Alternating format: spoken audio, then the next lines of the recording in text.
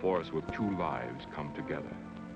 Sometimes for good, sometimes evil.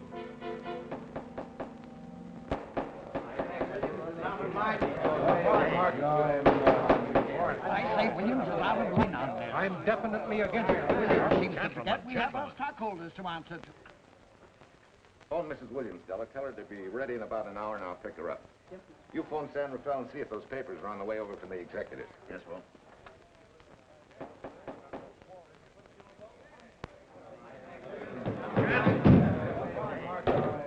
Well, Mr. Darcy, what's the score? 9? I'm afraid it is, Walt. If you think you can persuade them to change their minds, go right ahead. Gentlemen, I never interfere stock issues, dividends, or anything else in your department. I must run my department with no interference. Either I know why and when I need more factory space, or you need another boy. And that's all right with me, too. Because I can take these plants and pick my own spot in the motor production field.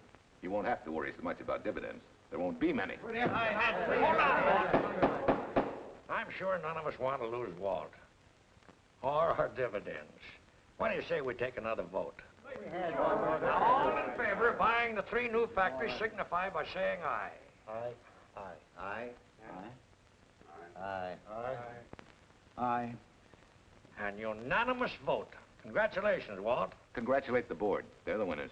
Williams, if these factories are so valuable that other companies would jump at the chance to get them, how do you know that you can buy them at the price you quoted us? How do I know? I bought them this morning. Good morning. Della, I was asked to rush this up for Mr. Williams. Get my wife, Della? The maid said she'd gone to the dentist. I gave her the message. Oh, fine. Oh, this just came. Thank you. What about those papers? They're here. Burke's checking them now. Good.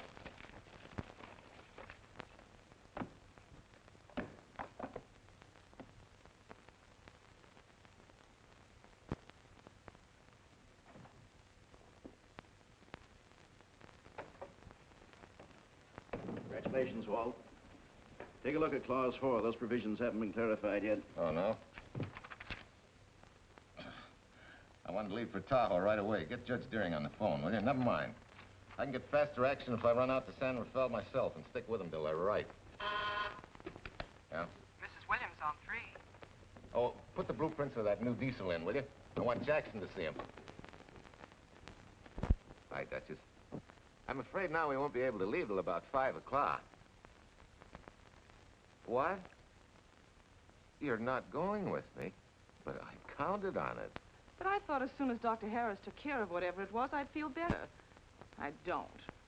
Stupid thing still aches, and I certainly wouldn't be a very desirable driving companion. Now, seriously, darling, you run along and buy your little factories and hurry home. I'll send you back to the office. And cheat me out of my goodbye kiss? Not a chance.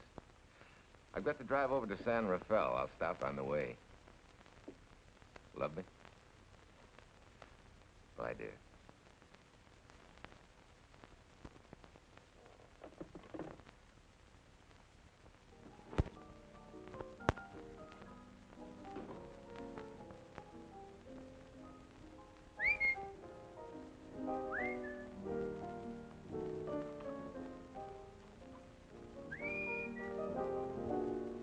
How do you expect me to whistle through a toothache?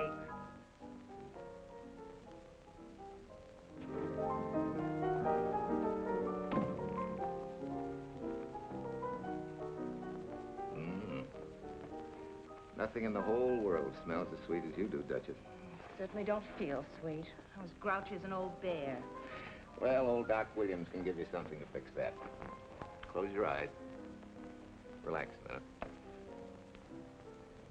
Take a look at that, see if you don't feel better. Oh, Walt. Oh, darling, it's beautiful.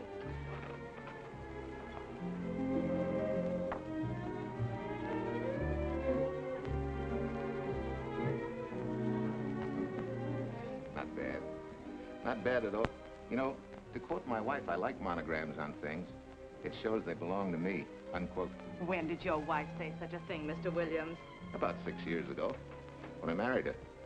She gave me the first monogrammed shirts I ever owned. Those were the words on the card. I still have it. I certainly hope your board of directors never discovers what a softy you are. They won't, don't worry. I have only one vulnerable spot. What really happened this morning? All I got out of Della was that you stalked out of the office with blood in your eye, back in no time with canary feathers in your mouth. Oh, I clipped those birds' wings, but short. No one's gonna vote me down, sweet. Not when I know I'm right. Mm-hmm. But how did you convince the board of that so quickly?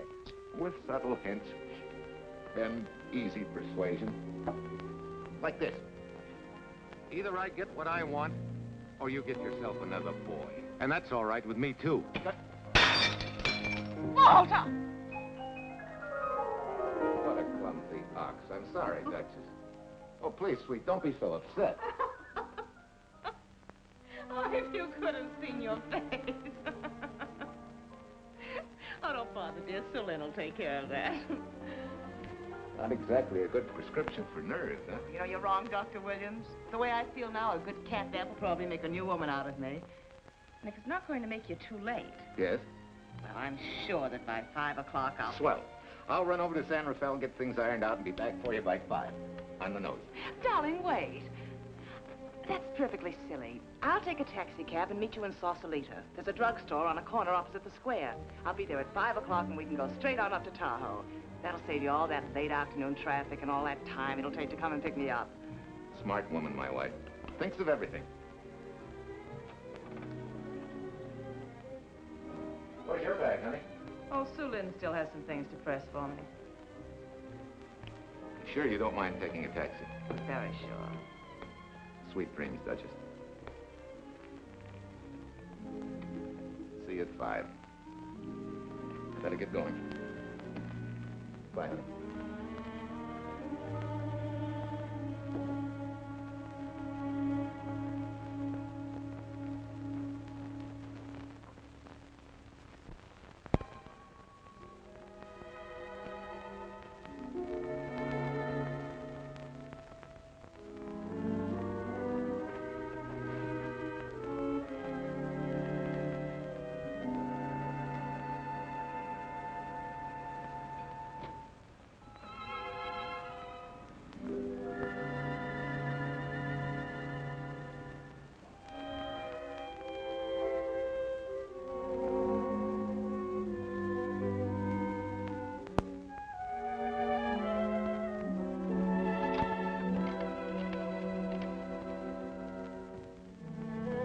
Long distance?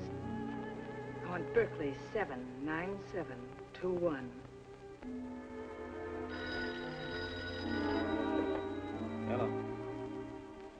Ah. Hiya, beautiful. Yeah.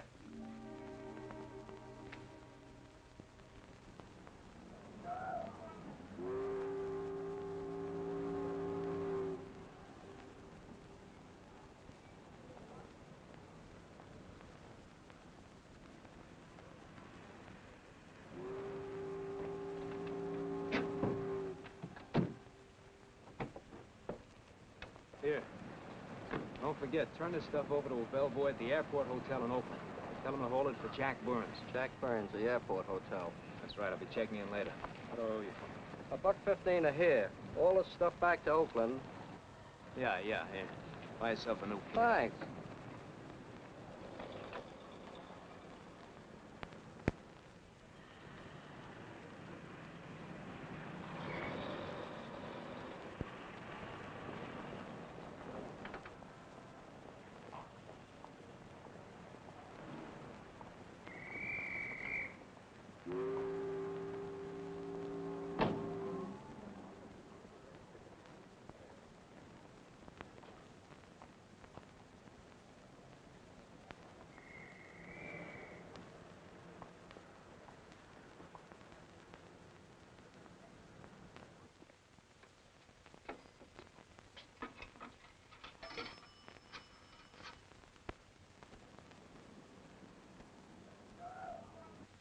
Hey, where's that new woman who was going to meet me? It's after 5 o'clock. Oh, gee, I was so sure you were going to be okay. Maybe you better get yourself another dentist, huh? Of course I understand, honey, of course. Just to prove it to you, I'm coming right on home. No, You really mustn't, darling. I'm going to be perfectly all right, really. And besides... Besides what? Well, I've done something you're not going to like. You remember Aunt Margaret back in Illinois? You mean the old gal in Evanston? I'm way ahead of you. How much? Well, it isn't money this time. It's another relative. Her favorite nephew, Jim Torrance. All of a sudden, right out of the blue, just after you left, he telephoned me from Berkeley. Okay, Judge, I'll see him when I get back. Well, you don't understand, dear. You're going to see him right away. What? Well, all he seemed to want was to be able to get back to Illinois, so I... So you buy him a ticket. That's easy. Well, it isn't. I offered to, but he got huffy and said he didn't want any handouts, and... Well, without thinking, I told him we'd pick him up and give him a lift as far as Denver. I won't say I'm good for you, but where do I find this guy? Well, he should be there right now. I told him to be on the lookout for a cream-colored roadster, just in case we fail to recognize one another after all these years. Oh, darling, you're such a lamb. Are you sure you forgive me? What do you think? Well, I better run along or Cousin Jim might get nervous. Take it easy, sweet, and miss me, will you? I do already. Don't drive fast. And please take care of yourself. Softy. Bye.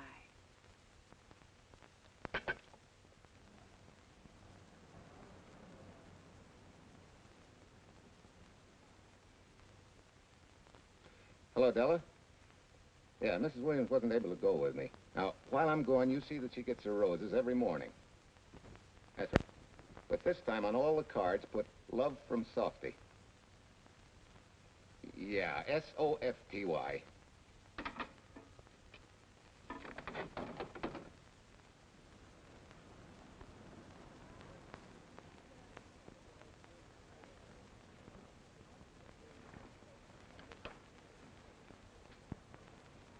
Hello.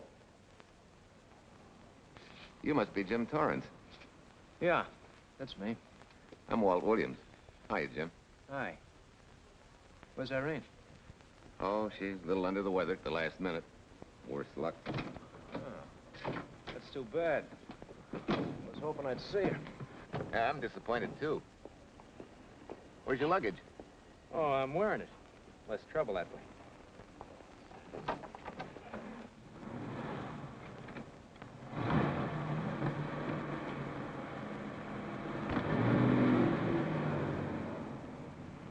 Irene tells me you're heading for Illinois. Yeah.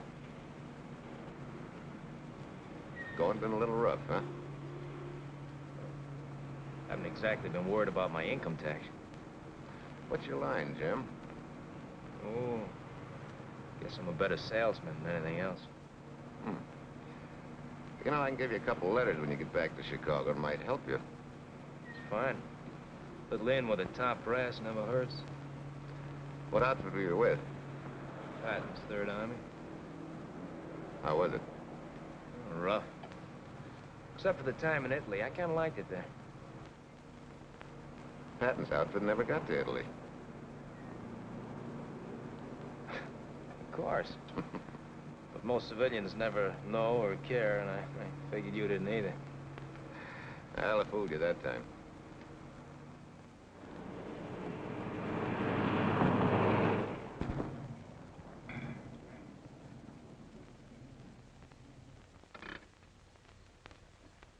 Our last chance to chow for a while. How about it? No, thanks. I grabbed a hamburger while I was waiting for you. I can still taste the harness.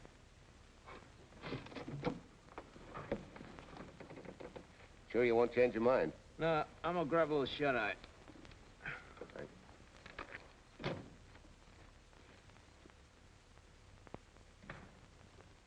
Chicken sandwich and a Coke. One chicken sandwich. Chicken sandwich coming up.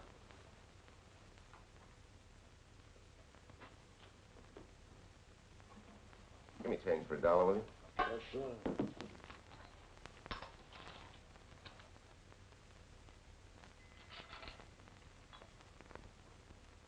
Thanks.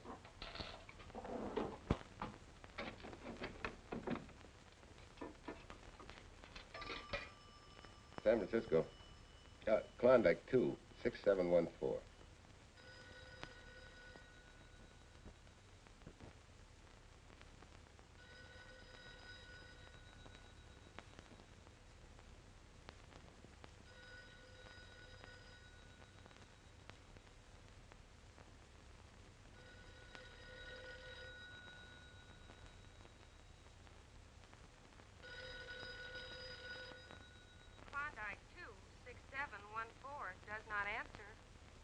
Oh. We'll try Sutter 1, 2599, please. Bayview Apartment. Oh, yes, Mr. Williams. No, your maid isn't there tonight, sir. Well, she said Mrs. Williams was taking something to make her sleep and wasn't to be disturbed. But perhaps... No, don't disturb her. Just leave a message that I won't forget about a certain problem. I think I have it, sir. You want her to forget all about a certain problem. Softy, is that S-O-F-T-Y, sir? Softy is going to take care of it thoroughly. Is that all? Yes, that's all. She'll understand. Be sure she gets it the first thing in the morning. Right.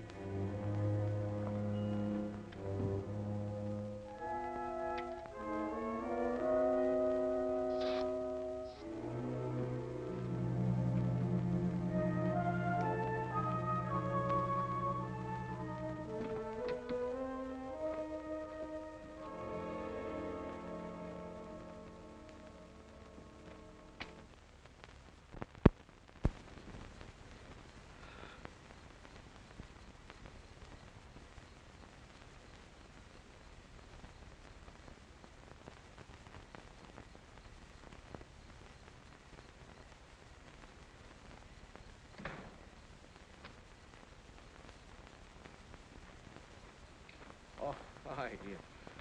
It's been so long since I've been behind the wheel of anything but a Caterpillar or a Jeep. I had to find out what a real buggy feels like.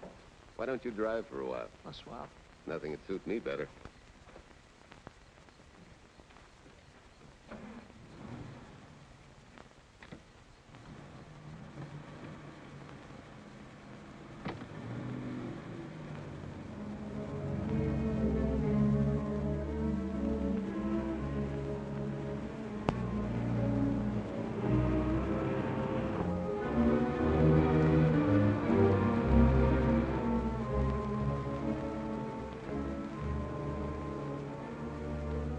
Tell me, Irene still got that little scar on her cheek?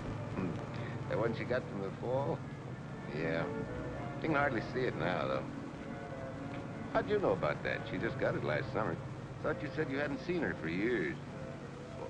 Oh, from Aunt Margaret, of course. How else? She always sends me the news in her letters.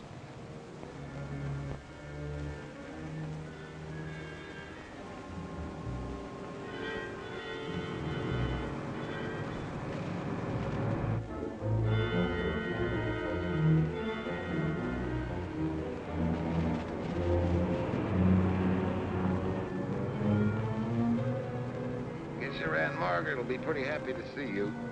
Irene says you're the favorite nephew. Afraid my lovely cousin was just giving me a build-up for your benefit. You don't know Irene. Maybe not.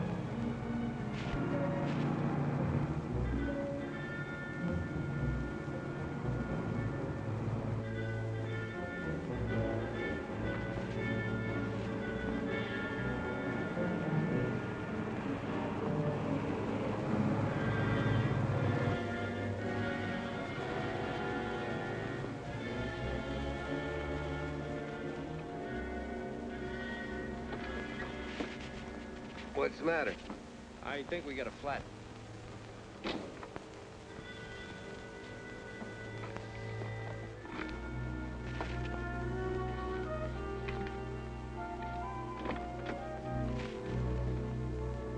Yeah, flat as a flounder. Well, let's get to work. Hey, look out there, young fella. It's quite a drop.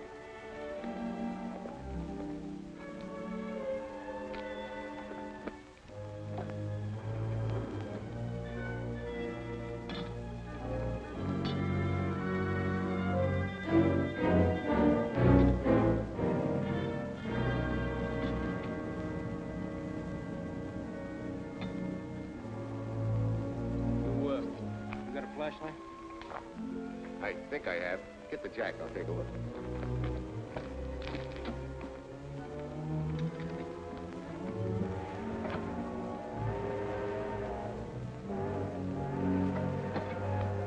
Did you find it?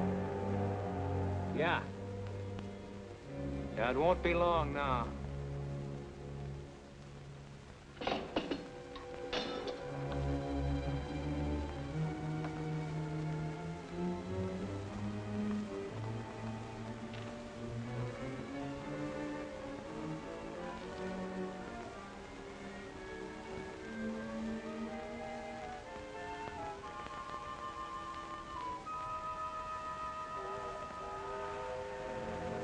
Come on, let's get going.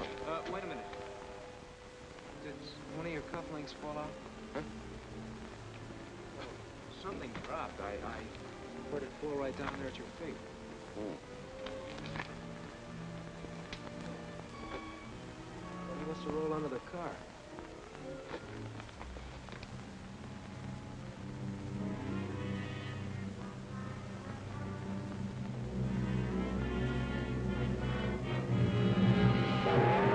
Irene and me, sucker!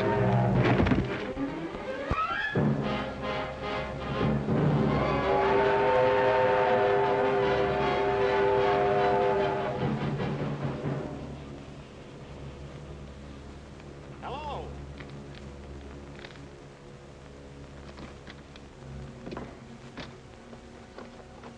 Need a hand? No. I'm all set now. Okay. Good night.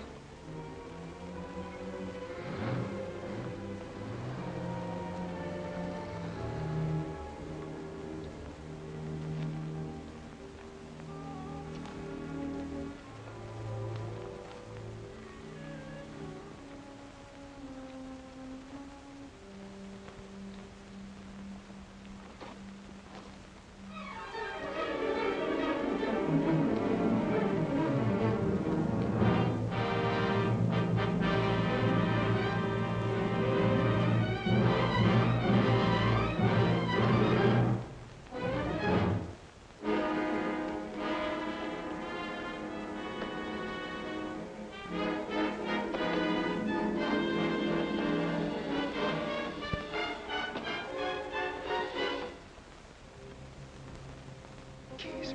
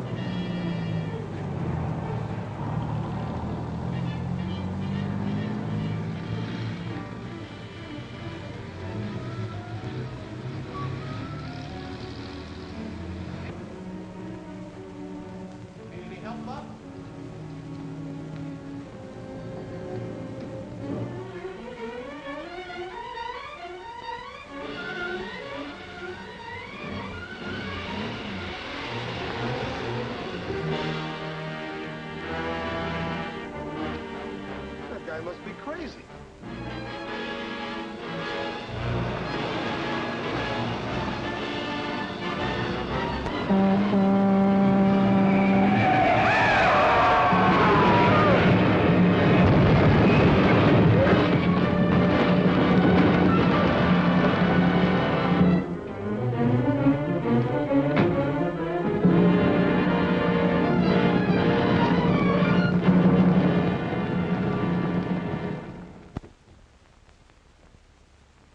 Now, in case my husband should be late and have to rush for his plane, this will be taken care of. Thank you. Tell Mrs. Burns to 302.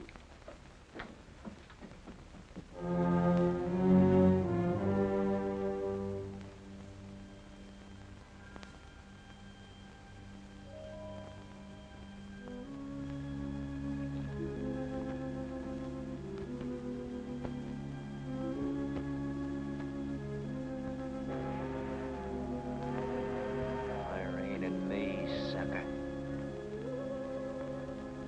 From Irene and me, sucker.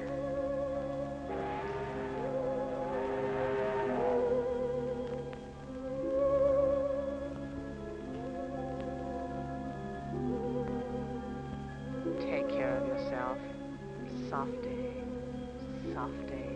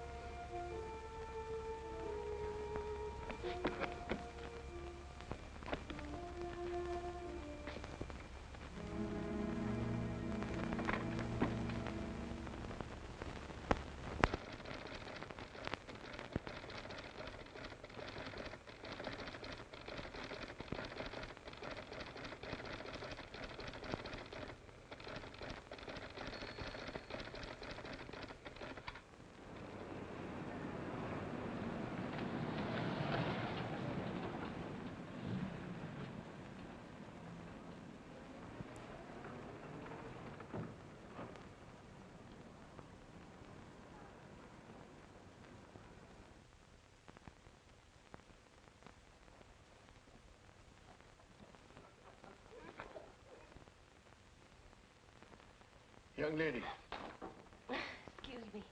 I want to see Mrs. Walter Williams. I'm sorry, sir, but she left orders not to be disturbed. I'm sorry, too. Lieutenant Lucy of the police department.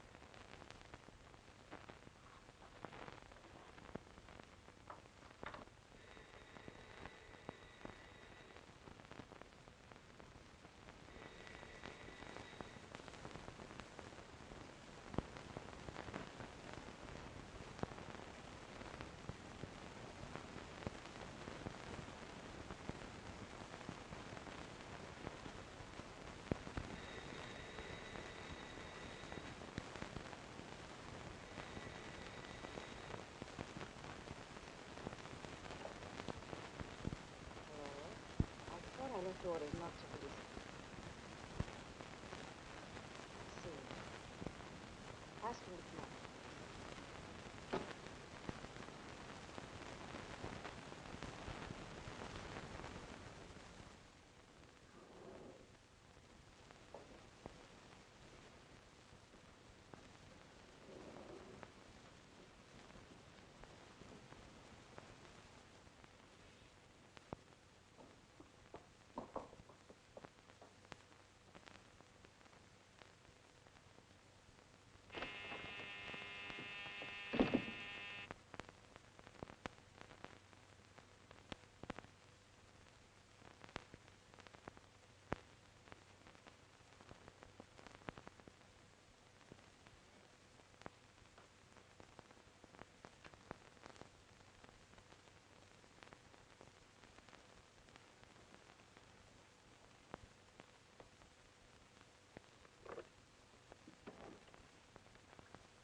Yes? I'm Lieutenant Quincy with the police department. I'm sorry to disturb you at this hour, but... may I come in? Of course.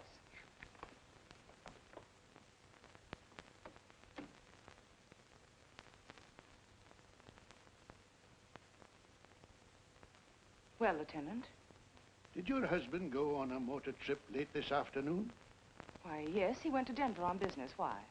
Was he driving a Packard Roadster? Yes. Is anything wrong? I'm afraid there is. Won't you sit down? Has something happened to my husband? Yes, Mrs. Williams. He's dead, isn't he? Yes. Oh, Walt, I knew something like this would happen. I begged him time and again not to pick up hitchhikers. But it wasn't a hitchhiker, Mrs. Williams. It was just an accident. He ran into a truck, a gasoline truck. You mean there was fire? He must have been driving pretty fast. I don't think he felt anything after the crash.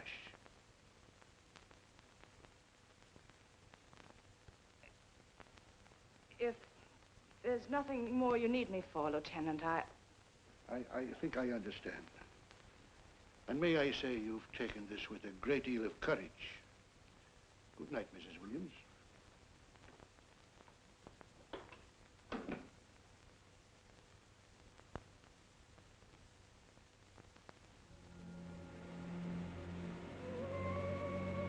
Take care of yourself. Softly. From Irene and me. Softly.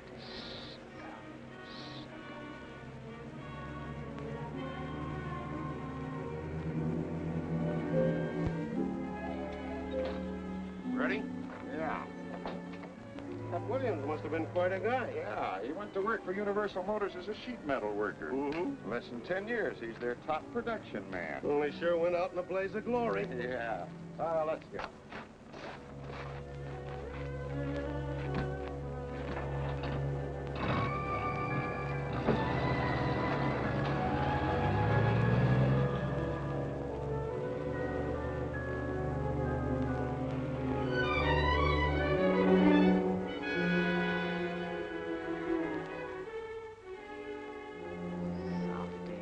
From Irene and me.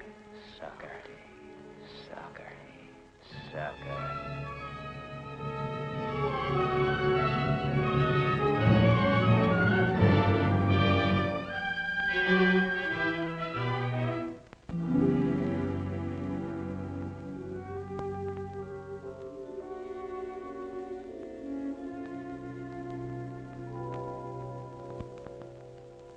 Well, could Mr. Burns have taken a later plane and still made connections for Mexico City? I see. Yes? It is some telegrams for Tai Tai. Just put them under the door, Su Lin.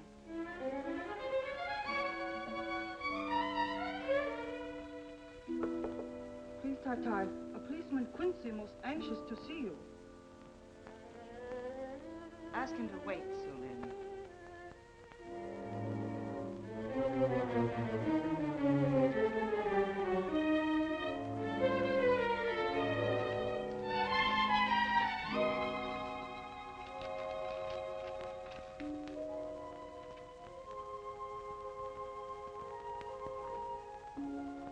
Mrs. Williams will see you presently.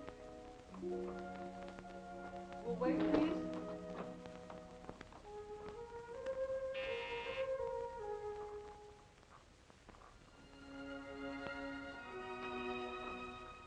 Flowers for Mrs. Walter Williams. Thank you.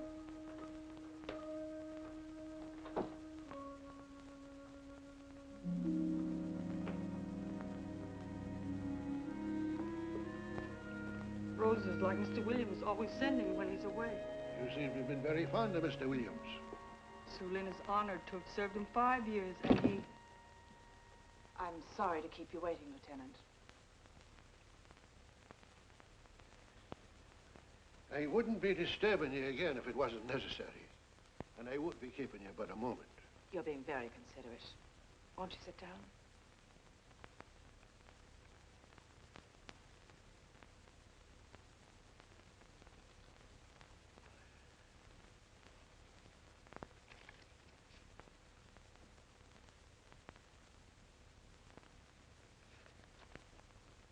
Everyone's been most thoughtful. And why shouldn't they be? Forgive me. I'm all right now. What was it, Lieutenant? The state police would like to have some information. They found some wavy skid marks for quite a distance on the road, as if the car had been out of control when it crashed. Tell me, was Mr. Williams a reckless driver? Why, no. He was a fast driver, but certainly not reckless. Well, was he a heavy drinker? Quite the contrary. But what about his health? Could he have had a heart attack and lost consciousness before the accident? Why, no. He was in perfect health, but he'd been working much too hard lately and was overtired. Perhaps he fell asleep at the wheel last night. Oh, poor darling. If only I'd been able to go with him last night, he might still be alive. Well, maybe so and maybe not. You mustn't blame yourself, Mrs. Williams. Fate plays an important part in these matters. Your handkerchief.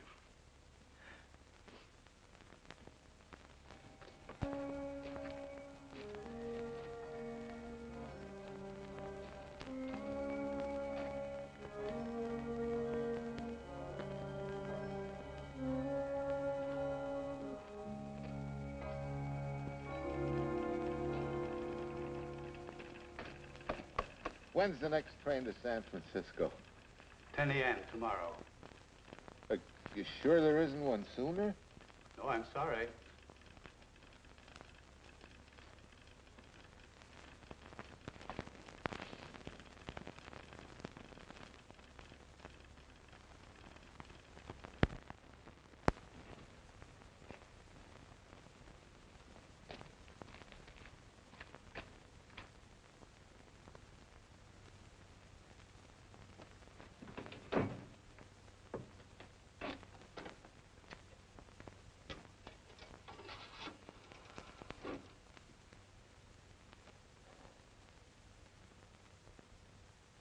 We have a circuit now, sir.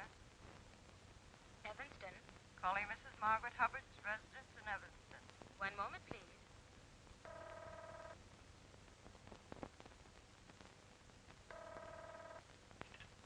Hello? Mrs. Margaret Hubbard?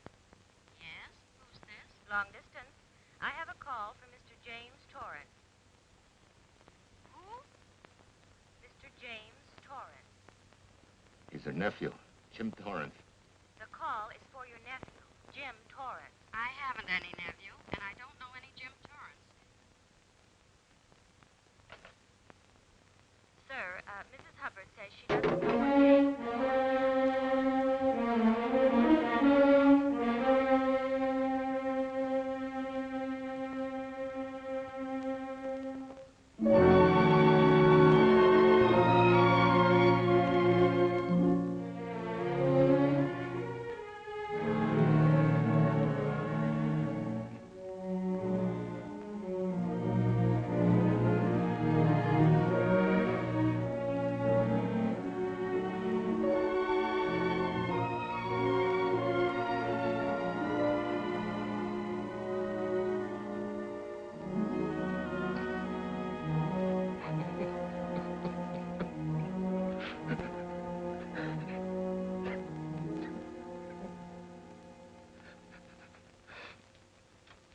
What's the matter, son? Looks like you need a doctor. Doctor? I can't leave the station, but old Doc Bender's just across the road there. Doctor? Think you can make it? Yeah. I'll make it.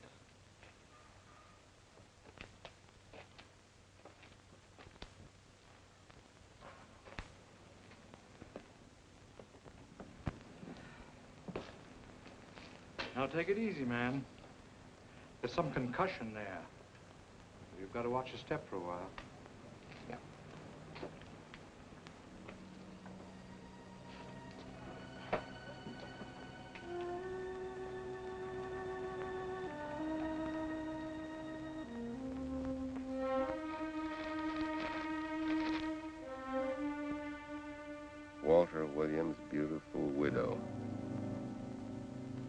her own request, sat alone in the family alcove during the service.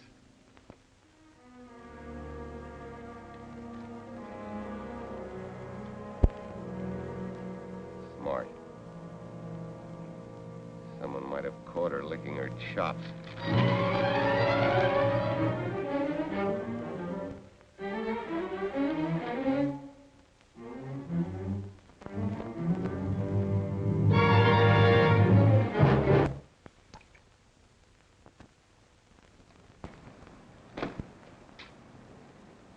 Hey, what's that? Walter Williams. Hey, ain't that the guy that... For the love of Mike, what's that briefcase doing here? He's dead. They did him a dirty trick if he ain't. Hey, now, wait a minute. Don't touch it. We better turn it over to the police.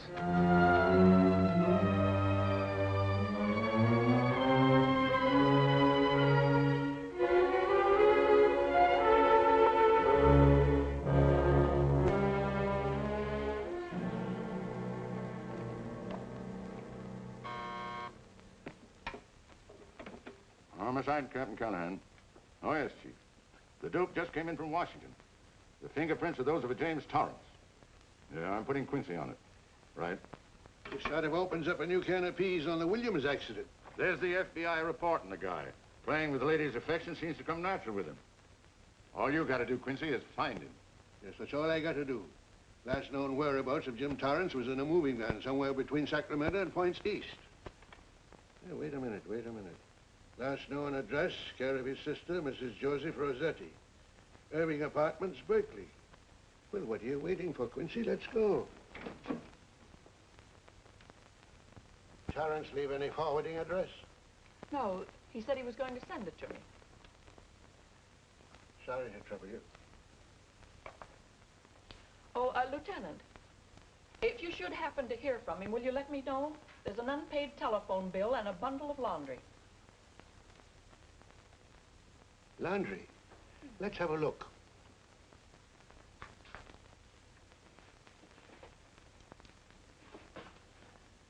I may have to take this along with me. Not without a receipt, you don't. You mean you don't trust the police? In my business, you don't trust anybody. Mine, too. Holy St. Valentine's Day. Look, he had the same thing on his shirts, too.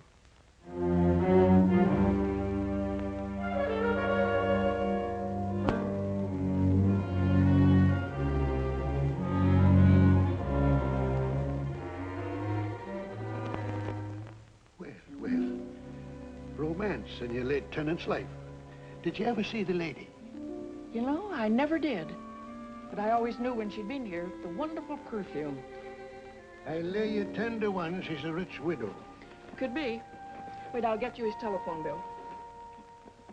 Pretty fancy stuff for a hitchhiker. Yeah, but he's a pretty fancy hitchhiker. According to the shirt maker, a certain lady in the town had these made special. And they're just like her husband's. Only his initials were WW. Sort of smells, don't it, Cal? Now take a look at this little item that was also found in the laundry. I for Irene and W for... Well, it could be for Williams, too, couldn't it? Yeah. Homicide, Callahan speaking. Hello? Oh, hello, Fitz. Hello. What news? Oh? Any luck? Both days, huh? Swell. Have it typed up and sign it. This report of Fritz will be a nice little topper for this pile. His checkup shows calls from Torrance's phone to Williams's private number, and a flock of them going the other way, including one on the 7th and several on the 8th. The 8th, since you've forgotten, is the date of Walt Williams' accidental death. Well, that ought to be enough to get an indictment out of the grand jury. Go pick her up. I'd like to play a long shot first. It might give us 2 for 1. Well, take them one at a time. A bird in the hand is not going to lead us to its mate. I'd like to give the lady a little more rope. Well, Thanks. I thought you'd agree.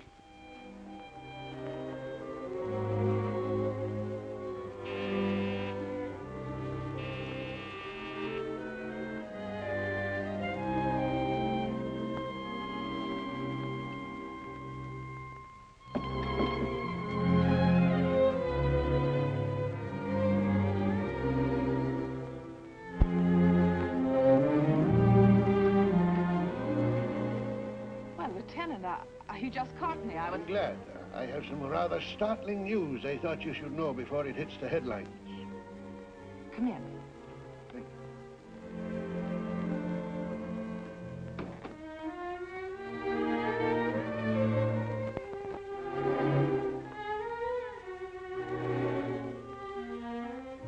Sit down, won't you, Lieutenant? Thank you. I'm very anxious to hear about news. It seems that your first hunch, remember, that a hitchhiker was responsible for your husband's death? Well, Mrs. Williams, you may have been right. I don't understand. Your husband's briefcase turned up in Kansas City yesterday in a moving van that had stopped at the scene of the accident that night. Apparently, the murderer made his getaway in it. That explains the wavy skid marks that made us suspect your husband was ill or unconscious at the time of the crash. Yes, I suppose it does. And by now, the man is probably out of the country and never will be found. Don't you worry, Mrs. Williams. There were fingerprints on that briefcase. And as soon as we get the FBI report from Washington, his identity will be known and his description sent out on police broadcast. Oh, we'll find him all right. But just now we're keeping things quiet so the murderer will feel safe until we are ready to close in on him. Yes, I can see the wisdom of that. Yes, I thought you would understand and cooperate. As soon as we know his name, it is possible that you might recognize it as someone with a motive. There's that possibility. You know I'll do everything I can to help. I'm sure of it. Now I'll run along. You'll hear from me. I'll let myself out. Don't bother. And don't worry. Good day.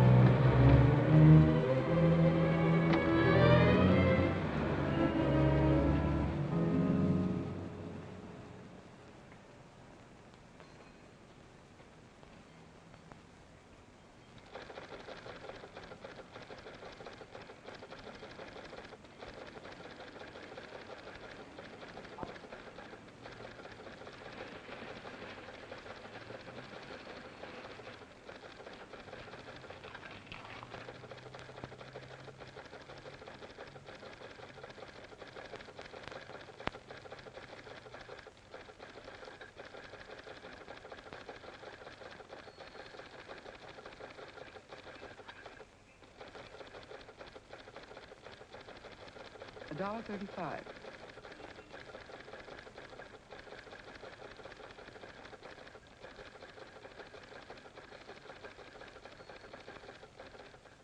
See, everything after the letter J in the first name has been obliterated by heavy writing over it. The only impress letters legible are those between words or before them, like RNS at the end of this name here, and the Hotel Santa here before the word Evanston. Well, Tom, don't you think it's about time you retired? Why, there isn't even evidence there of Mrs. Williams' intent to communicate with Torrance. And who do you think she beat apart to the telegraph office to wire to? The League of Decency? I'll tell you what I think, that you should have brought her in when I first told you to. By the time we get her now, she'll have figured out a way to tip Torrance off. He'd be that much tougher to find. Not unless she's tipped him off from your office. Ernie's got her on ice waiting for you.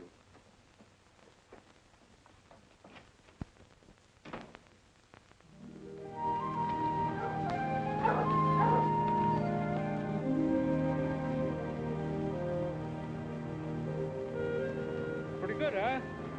Fastest growing little town in Idaho.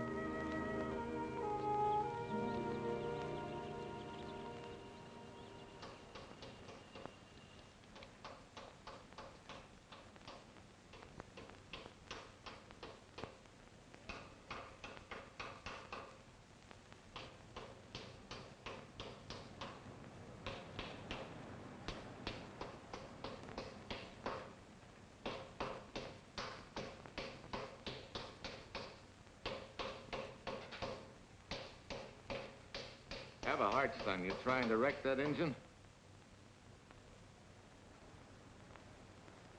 Oh. Sure. It's a hobby of mine. The way you're going at it, you can't miss.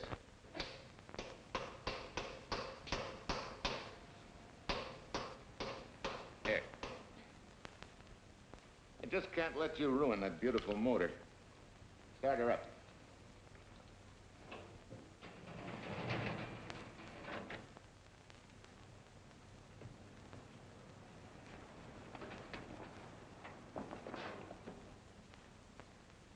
Okay, start her up.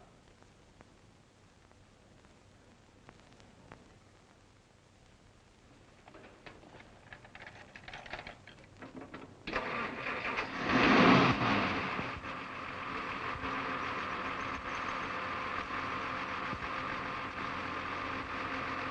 her off.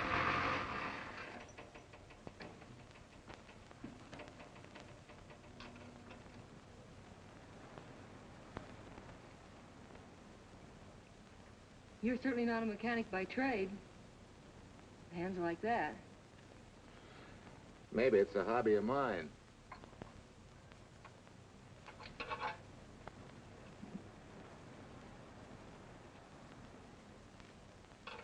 Gee, what happened to your head? Perhaps I was talking when I should have been listening. Okay? Okay by me. A lot, Hill. So long, Marcia. Bye. He's all right now. You better lay off till the boss gets back. I'm the boss. I guess the new cars are a little bit over my head. Now, with a jalopy, it's different. Aren't there any mechanics around here you can hire? No, they all went over to the new factory in Mansville. I guess they got better wages. Tough break. Yeah. How much do I owe you? Oh, forget it. Well, I'll be shoving along. Well, at least have a cook in the house. You might as well. Marcia, can I use your phone a minute, please? Sure, help yourself, Uncle Ben. Never arranged but what it caused. 650, please. Flat tire this morning. Now the danged engine stalled on me. Nice and cold. Wilson's garage? No, I did not give you the wrong number. Fine thing using my phone to cheat me out of repair bills. Aren't you ashamed? You gave me the wrong number. 650, please. You're a nice girl, Marcia Peters, and your ma's a fine woman. And I'll always buy my gas and oil here. But you ain't never gonna tinker with my car again. Busy? Busy. Always busy. Say, we're not so busy. Would you like to do another good deed and give Uncle Ben a hand? Why not? Where is your car, mister? Maybe I can help you. Why, are you a good mechanic? Very good. And very reasonable. Well, just what you need, girl. Better hire him. It's an idea, Uncle Ben. Come on. Thanks for the Coke. Sure.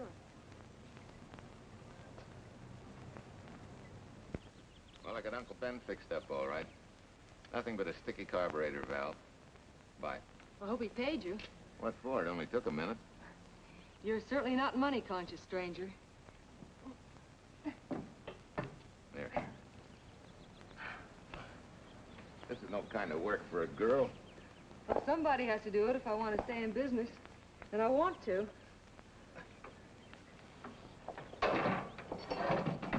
Must be some business that you're better suited for. Couldn't you lease this place to somebody? Sure. I did while my husband was overseas. But when he was killed in Okinawa, well, we made a lot of plans for the future here. And I had a hunch he'd like it if I took over and tried to make a go of it. Takes more than a hunch to do that. I got along famously. Business has been fine until lately when the help got short. Could be again. I had a good mechanic. Yeah. You sure need one, all right. Well, for Pete's sake, say yes or no. Do you want the job or don't you? You mean you'd hire me without knowing anything about me? You can repair automobiles. What else do I need to know? Except your name. Well?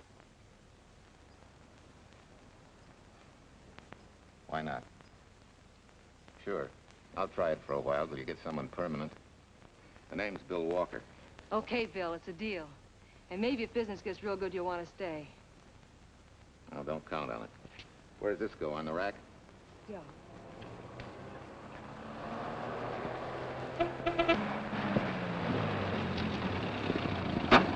Marcia! Marcia! It happened!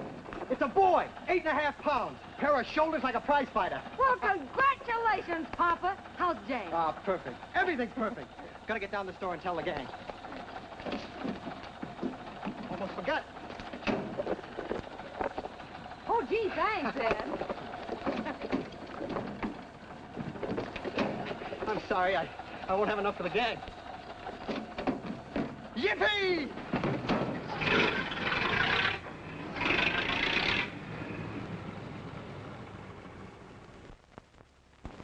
Maybe you can use this token from the slightly delirious new father. Thanks. Say, we haven't settled the matter of wages yet. Maybe I can't pay your regular salary. Suppose we leave that open till you find out how much I'm worth to the business. Doesn't seem to be any business right now. Might be a good time for me to get rid of this beard and find a place to board. We live right next door. I'll go ask Mom. She'll know of a place. Sort of a peaceful house. I noticed it this morning. Oh, gosh, I forgot. She's down helping Mrs. Wellesley with her canning. Mom finds homes for everything from stray cats... To stray mechanics. Well, you're not a stray anymore. I'll go phone. Pearl, 674, please. Hello, Miss Wessler. May I speak to Mother? Hi, Mom. I've got some good news for you. I hired a man for the station. Yeah. No. Nobody we know. He's from out of town. Needs to place a board. You got a good one up your sleeve? Okay. Says she has to meet you first to come home for supper. Huh? And you like apple or cherry pie? Cherry. Cherry it is, Mom. See you later. Oh, now I gotta get rid of this. Hey, where's the nearest barber shop? The one and only, just up 2 blocks. Tell Judd you're working for me. When you get back, we'll close up and go home. Thanks.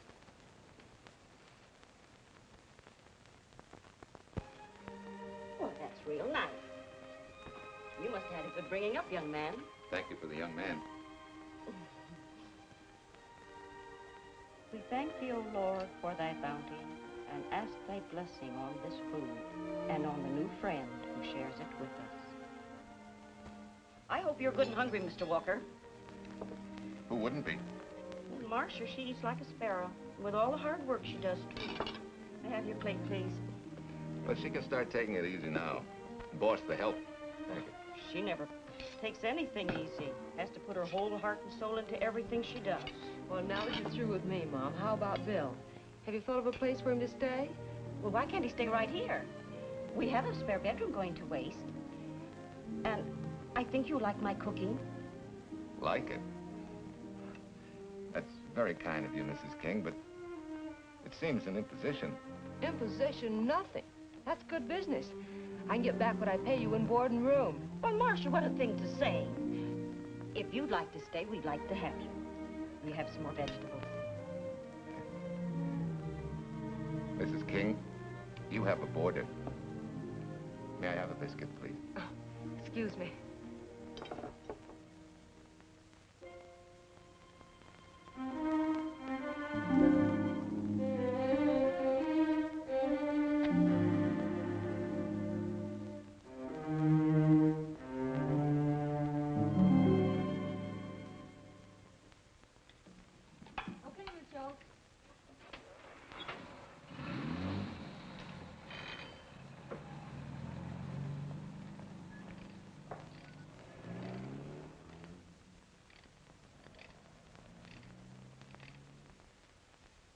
It's wonderful the way tools seem to come alive in your hands.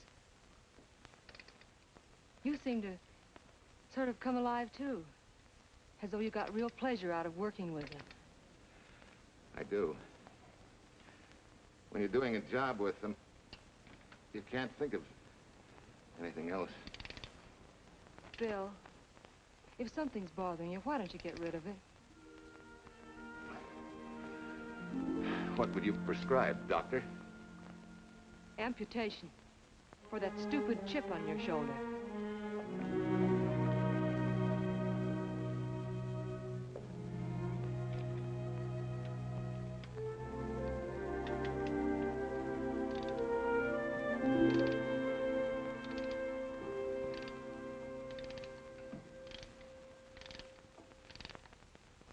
What you need is a ring job.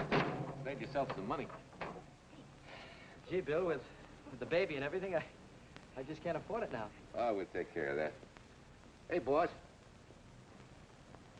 How's Ed's credit? Good enough for a ring job?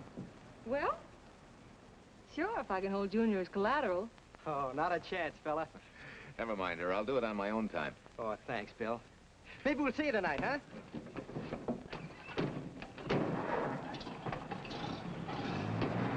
Some shoulders, huh? Yeah. Some father, huh? Bye, Marcia. Bye, Marcia. Bye. Nice kids. Say, was Ed clowning about their being hard up? No. Things have been pretty tough for him ever since he got out of the service. Fix a car for him, Bill, and only charge him for the labor, okay? Then he gets it for free. I'd already been knocking that off. Say, we could make it an anniversary present. Anniversary of what? Junior's arrival, and mine, 3 months ago today. Time certainly flies. That was a lucky day when you came to MP service. Your work's been bringing in a lot of business. I'm glad of that. Hated to have fallen down on Mom and you. Say, look, boss, why don't we three celebrate tonight and go to the movies? Ed said he and Jane were going. Well, that lets Mom out. She'll be babysitting. I'd love to go, Bill. I haven't been in ages. Here's your opportunity. Go to work.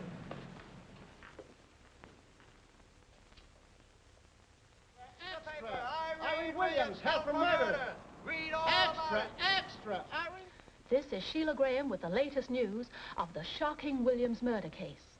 While beautiful Irene Williams is held for trial, charged with conspiring to kill her late husband, the police are searching for James Torrance, believed to be the lover of Mrs. Williams and her partner in the horrible murder of Walter Williams.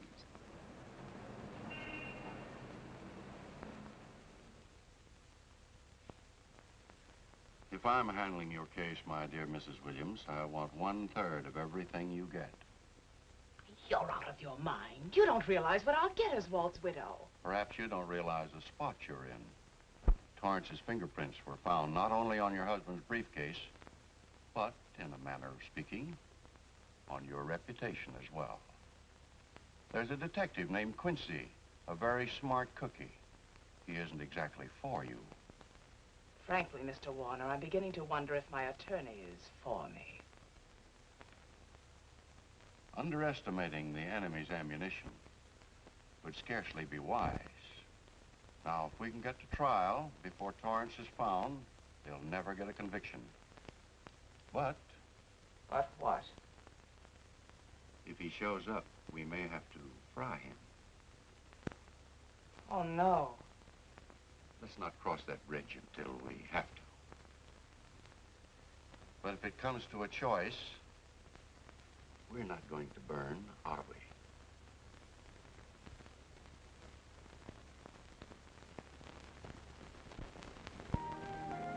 Art, you're the chatterbox this afternoon. What about this afternoon? Oh, I'm sorry, boss. I guess it was wool gathering. You're supposed to do that in the spring. Is there anything you don't know? Yes. What's San Francisco got that we haven't? Better newspapers, for one thing. Anyway, California's supposed to be the land of opportunity. I thought that by now you liked it here. I do. Very much. It's a good town. Nice people. Swell boss. Thanks. We like you, too. No fooling, Bill. You'd be surprised how many people ask questions about you. What kind of questions? Oh, where you came from, do you have any family, and do you like it here, and are you going to stay? Al Knox asked me at the movie last night if you wanted to join the volunteer fire department. Just interested, friendly things. I suppose it is natural for people to wonder about a stranger who moves into their community, like I did. You know, I've been thinking, maybe it wasn't such a good idea, you and I going to the movies last night. It's all right being seen in the station and here with Mom, but... You get used to that in a town this size. They're always trying to marry people off. You just ignore it, and after a while they forget about it. I'll go get cleaned up for supper.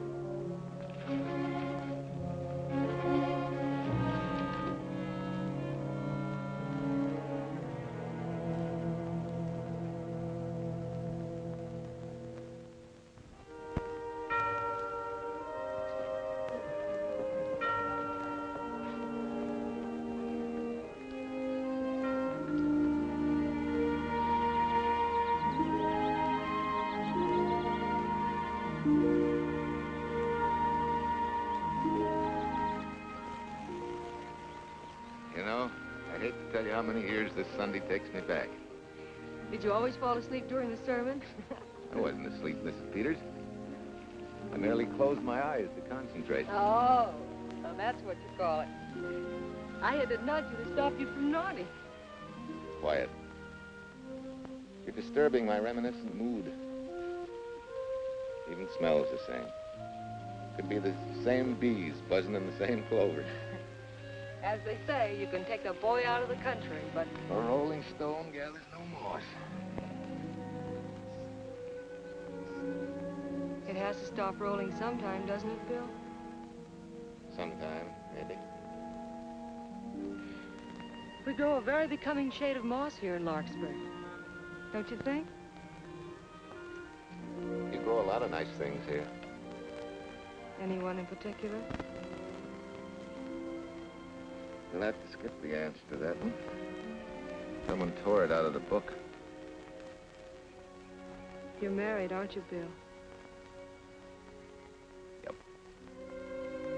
That's right. You must have loved her very much to have been hurt so deeply. To be so afraid of someone, even yourself. Maybe it's better that way. Then no one gets hurt. Bitterness and hatred hurt everyone. Can't you see, Bill? They're like a wall that shuts out all the sunshine from a garden and lets everything wither. Make room in your heart for something else, can't you? I guess this is my day for sermons. Sorry. As Mom would say, you never get rich minding the other fellow's business. Hey, that's a flyer. I'll be seeing you.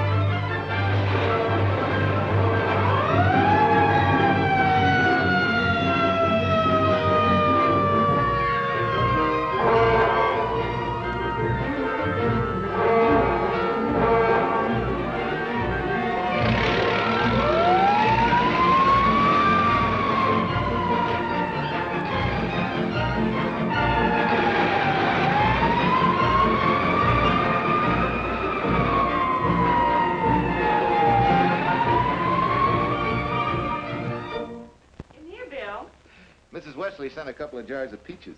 Said you helped her can them. Oh, thank you. When I delivered the doc's car, he insisted that I have a bite with him. Where's the boss? Took the book back to the library for me. Huh? What a day. Hey, what's the idea? Are you darning my socks? Well, I thought a drawer full of holy ones isn't doing you much good. I found it when I put fresh papers in your bureau yesterday. You have a heap of things that need mending, haven't you, son? Does Marcia know? Do you think I'd tell her? This is your problem, Bill. Because I found out about it doesn't give me the right to tell anyone else, not even Marcia. When you trust folks, you trust them, and you give them a chance to work out things the way that seems right to them. How can one little woman be so big? Don't forget, it's a lot easier to be tolerant and understanding at 50 than it is at 25. Yeah, Mom. I'm going next door for a while. Grandma Thompson's ill.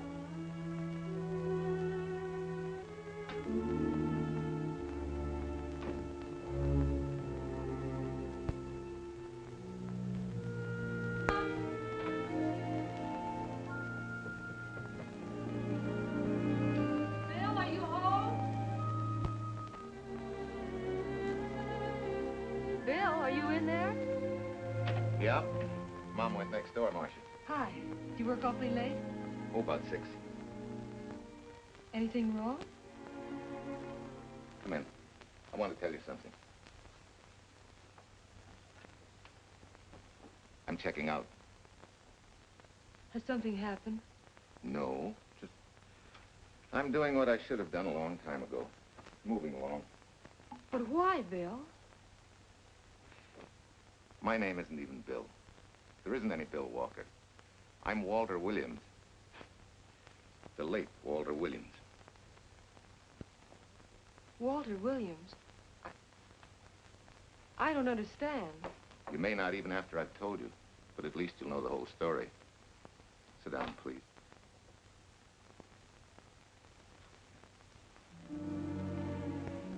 Finally, Larkspur.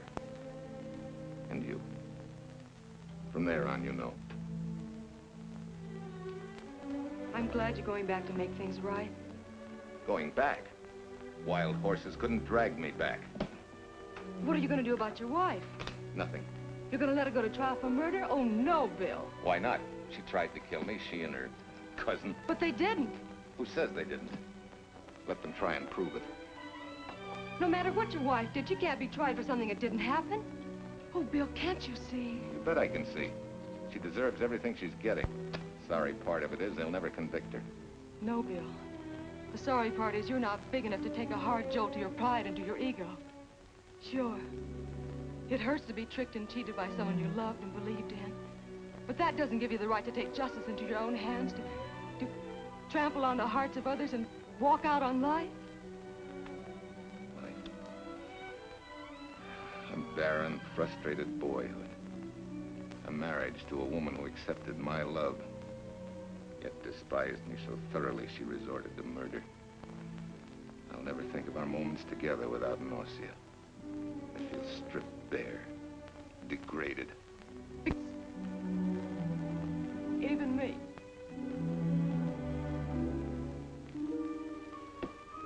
Oh, Bill, please.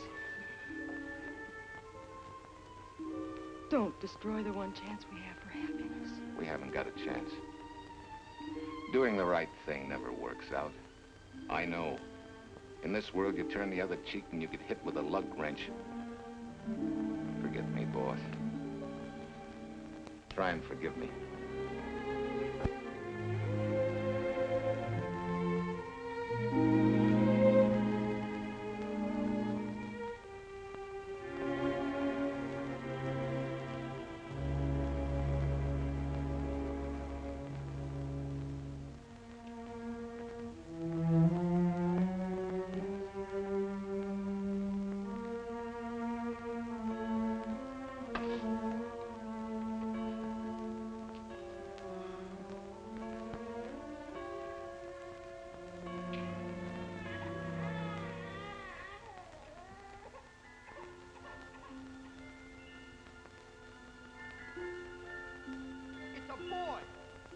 shoulders like a prize fighter. You know, I hate to tell you how many years this Sunday takes me back. You have a heap of things that need mending, haven't you, son?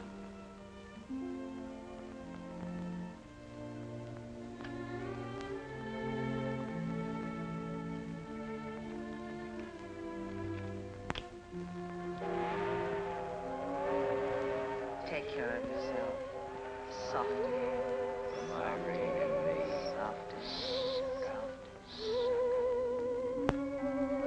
You're not big enough to take a hard jolt to your pride and to your ego. Sure. It hurts to be tricked and cheated by someone you loved and believed in. But that doesn't give you the right to take justice into your own hands. Trample on the hearts of others and walk out on life. Oh, Bill, please. Don't destroy the one chance we have for happiness.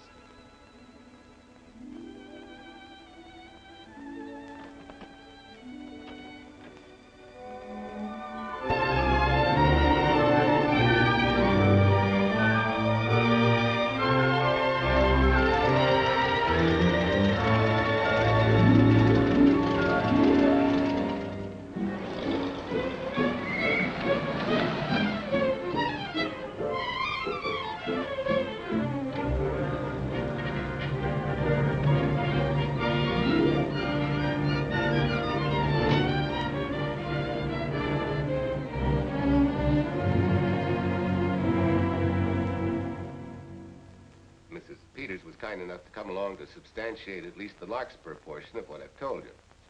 Very thoughtful of you, Mrs. Peters. Mr. Williams, when you read in the newspaper that the hitchhiker who attacked you had been, well, a close friend of your wife's for some time, it must have been a great shock to you.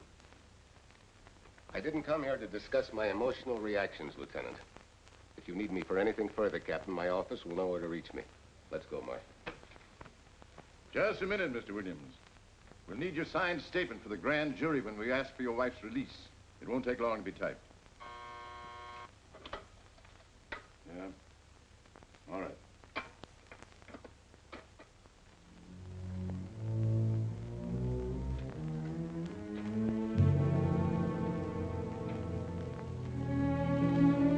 Come in.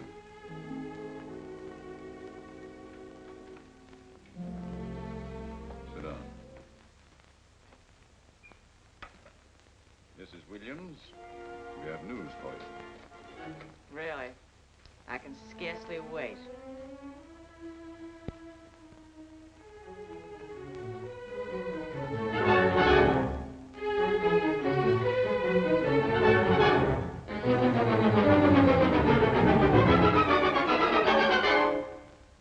Seems it was Torrance who was in the car when it crashed. Jim?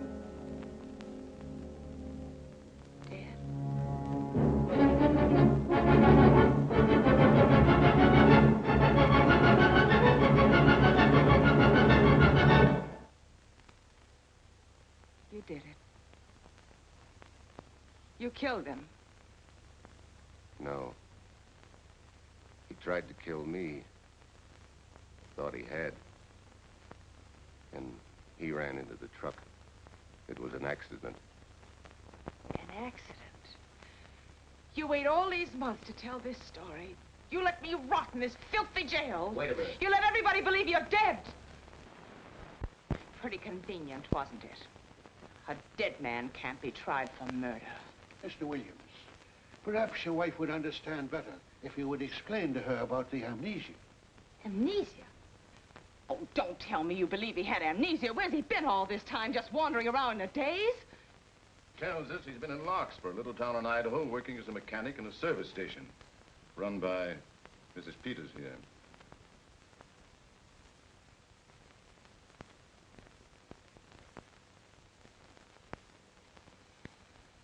I understand perfectly.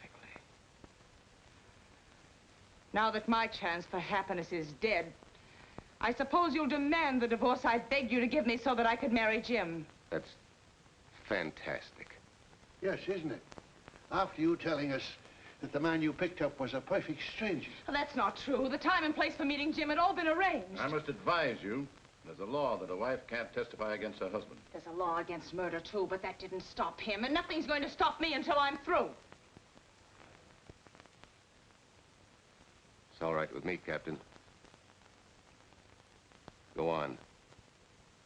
Talk your head off.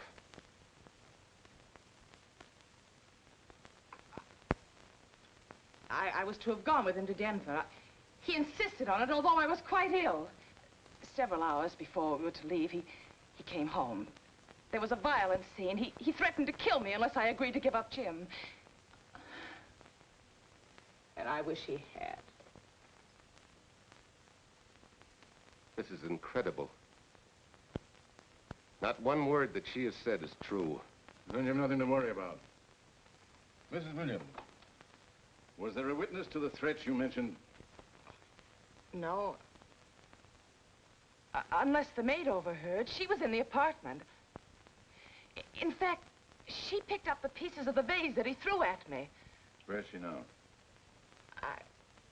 I don't know. She left me suddenly after all this began. Please, could the questions wait? I feel rather ill. Will you have Mrs. Williams ready for the grand jury at 10 o'clock tomorrow morning? That's all.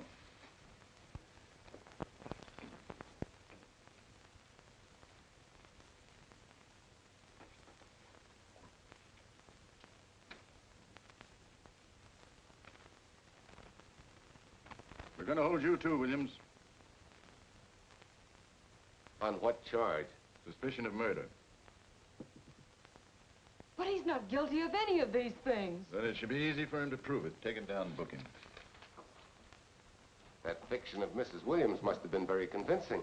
No, we just couldn't buy that yarn you tried to sell us. Let's go.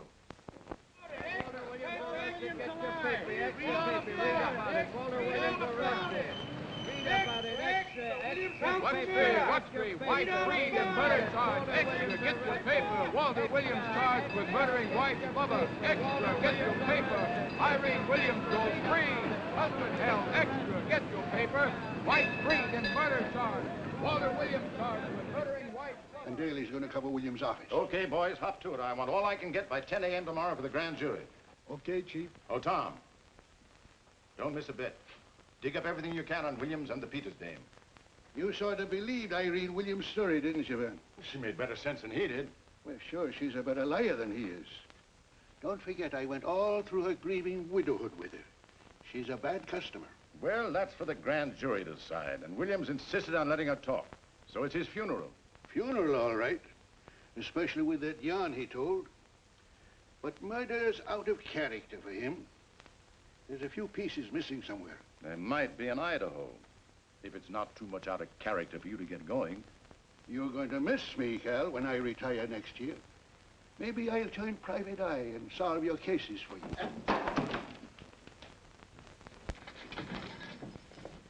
Mr. Williams? Thanks. Got a deal from the bottom here, don't you? Sorry, Williams. Okay, Williams.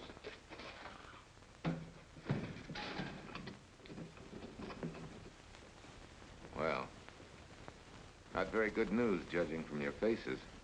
Well, Walt, the grand jury returned indictment against you. Mrs. Williams was released. I see. Now, don't you worry, Walt. We'll have you back at work where you're needed, and in short order. Come on, Eldridge. There's a visitor waiting far more attractive than we old fogies. We're just leaving, Mrs. Peters, but remember, don't hesitate to call on me for anything. Thank you so much.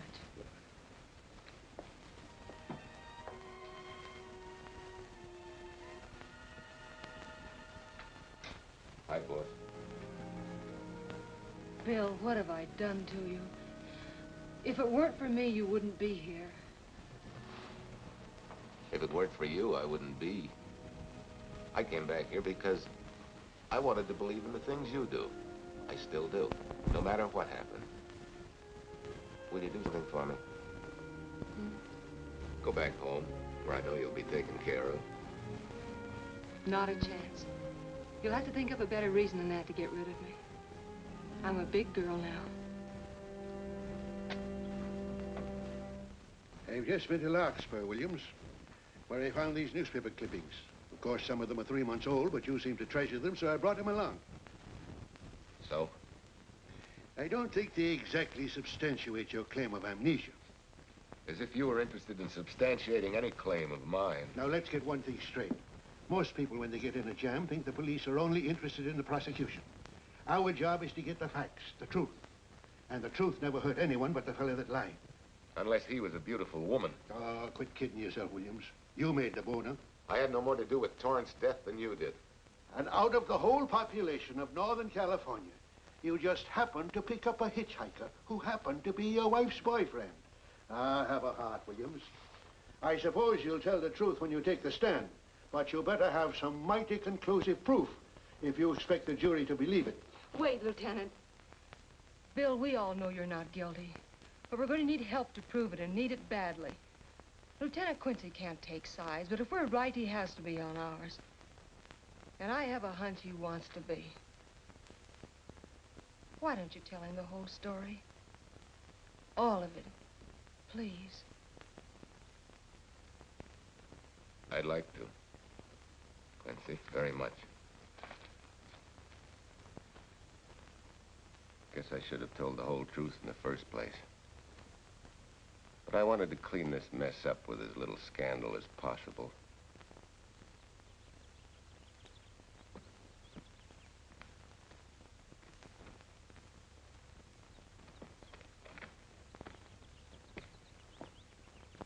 Well? No sign of the lug wrench or anything. My dear Mrs. Peters, will you please stop trying to be a detective?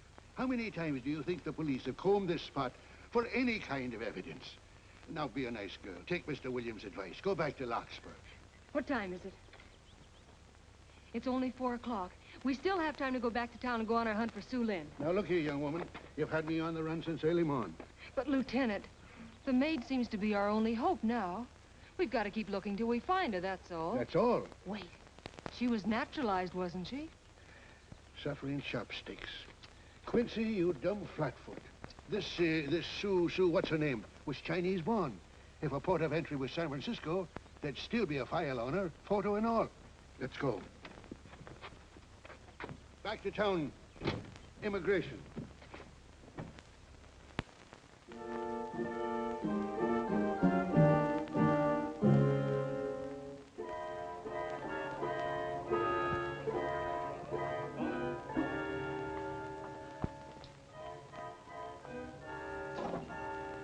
The council has given us the right lead.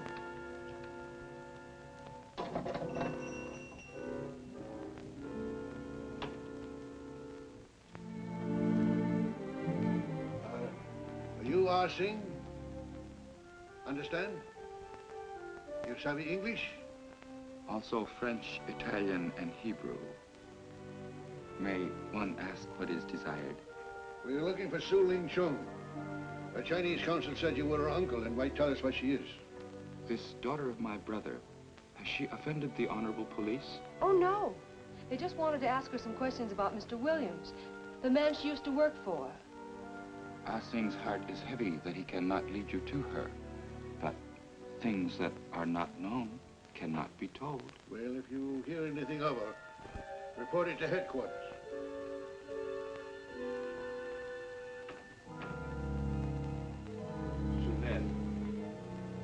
Untruth is not good for soul, and not wisdom when told to policemen. Better for the soul to be kind than to be wise. Su Lin must keep silence to help in this matter.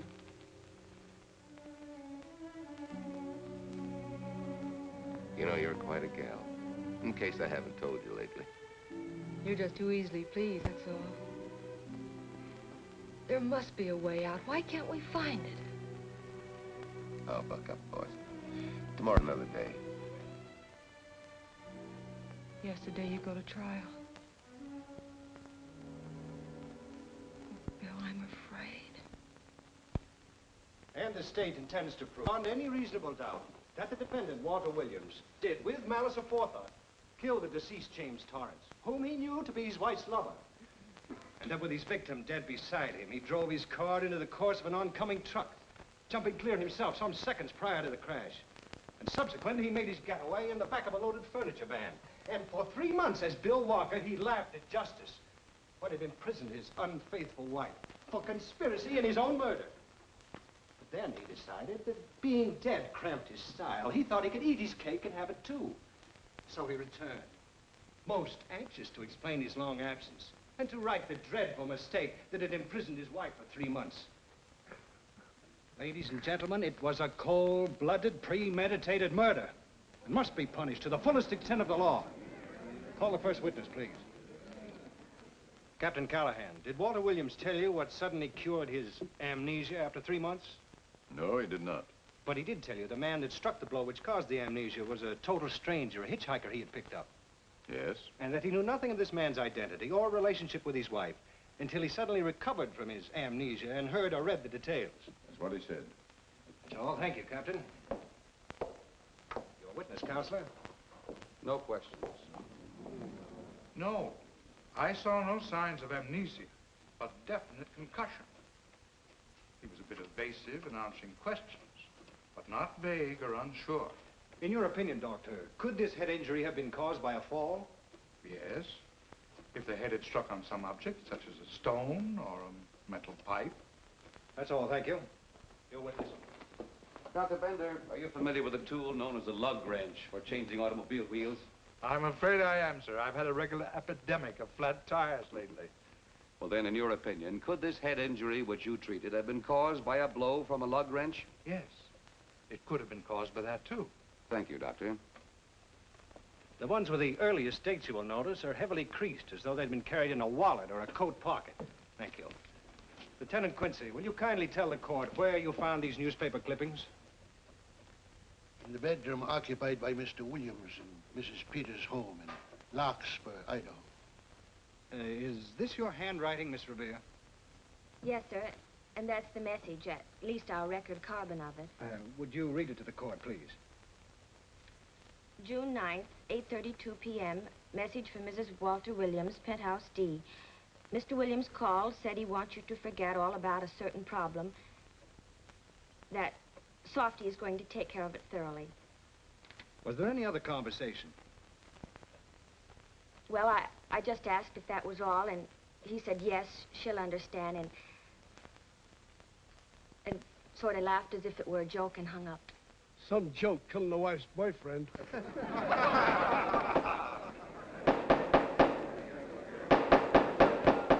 is the state versus Walter Williams. All the rounds so far have gone to the prosecution, and it was a grim-faced Williams who was returned to his cell this afternoon. What the score will be after he takes the stand is anybody's guess, but he's going to need some lucky punches to get a decision. And though Torrance struck with intent to kill, after telling you this is from Irene and me, sucker, you still telephoned Illinois to find out if there was a cousin Jim. You are hard to convince, aren't you, Mr. Williams?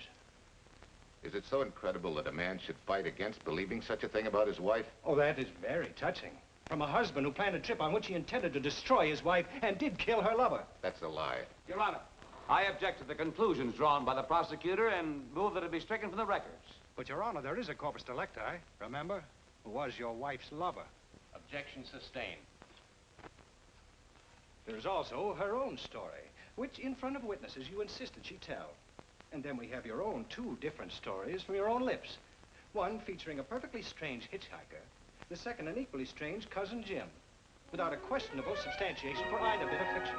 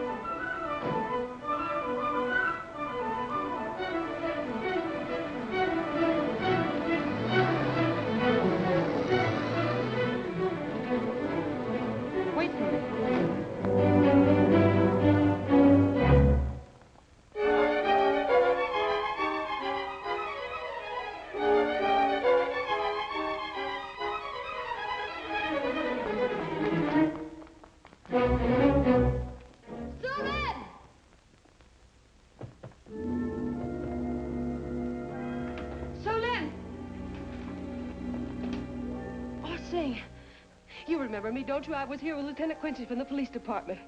I just followed Sue Lynn up the stairs. I saw her come in here.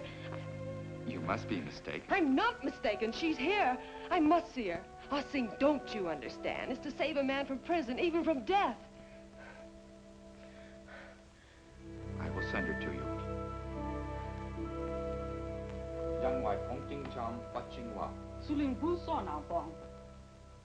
Oh, Sue Lynn, we've been looking for you all these weeks. Mr. Williams needs your help so desperately. I cannot help. You must forget that you found Sue Lynn. Forget it? But you're his only witness. You're the only one that can help. Not as a witness. Only with silence can I repay his great kindness to me and my family in China. Why? For I heard other things. That most unhappy day, from Mrs. Williams' bedroom, his voice very loud and angry. A flower vase broken to pieces. He can explain all that. They do not believe what he's already told. That I heard anything would do harm. Don't you see?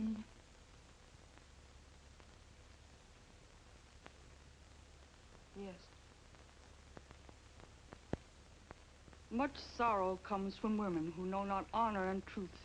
And Mrs. Williams, she was not true even to that Torrance man. What made you say that? That night when he was killed, her sickness was but wall of falsehood, behind which she could go secretly to a meeting place. You mean she went out that night? Sue Lynn, are you sure? Yes, because next morning in her bedroom I found street shoes that had been worn.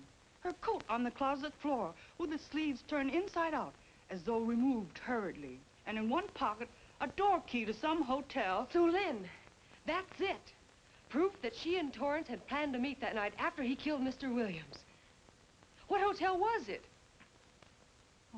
Oh, I don't remember. The key. What did you do with it? Returned to coat pocket. Come on. We'll get to Lieutenant Quincy. He'll know what to do. And pray, Sue Lynn, every step of the way.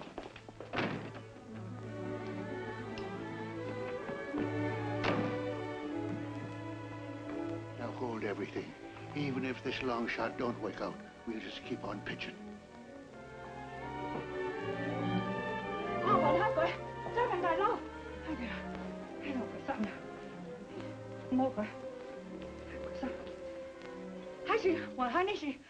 Here it is, yes. Room 302, Airport Hotel, Oakland. Maybe we got our miracle. A special little Chinese one. It is to hope that Sue Lynn was of small help to Mr. Williams. Oh, Sue Lynn. Come on, Copper. Next stop, Oakland. A certain little lady's hotel rendezvous. I was on night duty then, all right, but I sure don't remember a looker like this. Quite a dish, eh? A little too highly seasoned for my digestion, thanks. Lieutenant, just found a couple of cars for room 302 on June 9th. George Baxter, checked out at noon. Mr. and Mrs. J. Burns. Room not slept in. J. Burns. Burns. Look, Quincy. The handwriting on the card is identical to that on the photograph. And here's a little boy, the same thing. The cover-up telegram to Aunt Margaret. Now look at the impressions. J here, and here RNS. J. Burns. That's the name she started a telegram to. Room not slept in. Say, I got that dame pegged now, Lieutenant. She said they'd be out of the room by midnight as her husband was catching a plane.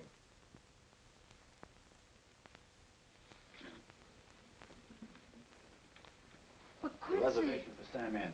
Yes, sir. This ties it all up, doesn't it? Yeah, like a greased pig. What do you mean? We've got the evidence now, the proof. Of what?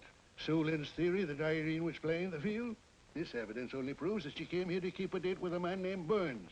We can't even prove that he didn't keep the date. But you know he didn't. There wasn't any Burns. It was only a name that she and Torrance used. Fine. If you can prove that, Williams will be free. But none of this will prove it. Sorry, Copper, but we are just up another blind alley. Well, Agent. Yes, sir. There's a couple of sample cases from Mr. Sam Andrews. Came up from the station this morning. Take them to Parlor B right away. Sure thing, sir.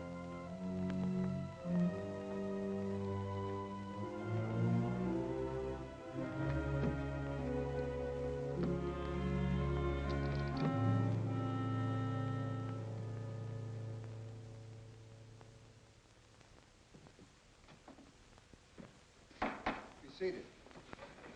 Case of the state versus Walter Williams. Proceed, Mr. Eldridge. Your Honor, we will call Mrs. Irene Williams. Take the stand, Mrs. Williams.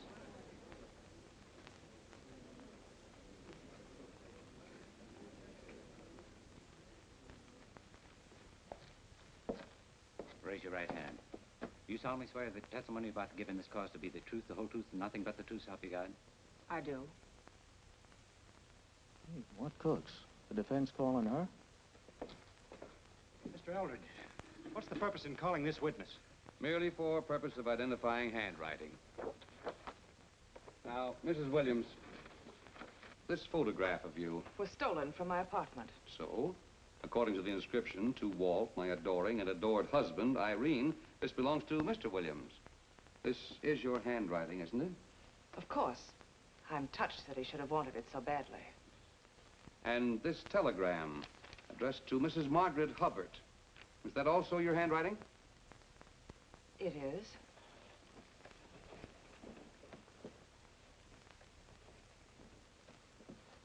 Now, Mrs. Burns, I mean Mrs. Williams, this photograph is inscribed to Jim, my adoring and adored Irene. Did you write this, too? I see no point in all this. Merely answer counsel's questions. Did you write it? I did. And these letters addressed to Mr. James Torrance, did you write them? Yes.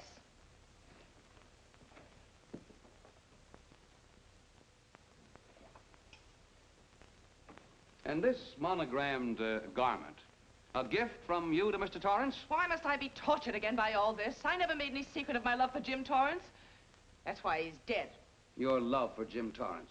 Yet on the very night he was killed, you had a rendezvous with a man named Burns, didn't you? I don't know what you're talking about. I don't know any man named Burns. I was at home that night, very ill. Oh, yes, the sleeping pills. Well, you must walk in your sleep, then. For you spent at least part of that night at the Airport Hotel in Oakland, where you registered for Mr. and Mrs. J. Burns. Don't waste the court's time trying to deny it. This is the registration card that you signed at 9:20 p.m. And there's the room clerk who assigned you to room 302. And this, Mrs. Williams, is the key to room 302, which you very carelessly left in the pocket of a coat which was found in your closet yesterday. All right, I was there. Now you're satisfied. Not quite. This J. Burns, Mrs. Williams, is his first name Jack? Yes. Have you been in contact with him lately? No. How long since you've seen or heard from this Jack Burns? Well, I don't know. I don't remember. You bet she doesn't remember, because there isn't any Jack Burns, and there never was. That was an alias for Jim Torrance. And it was Torrance who was to have met you that night, after your charming little plot to kill your husband had been duly executed. It's not true. It's not true. I have bad news for you, Mrs. Williams. I can prove it's true. These pajamas, these letters, this picture, all of which you identified for the court, were found in this suitcase, which is full of the clothes and personal belongings of Mr. James Torrance. And the suitcase was found in the baggage room of the Airport Hotel, where it's been held since June 9th. And it says on this tag, in large print, hold for Jack Burns. That is all, Mrs. Williams. Just a moment, Mrs. Williams. Your Honor, in view of the evidence presented, we now ask for a dismissal of the state's case against Walter Williams. And we intend to charge Irene Williams with conspiracy to commit murder against her husband, Walter Williams. Oh, no.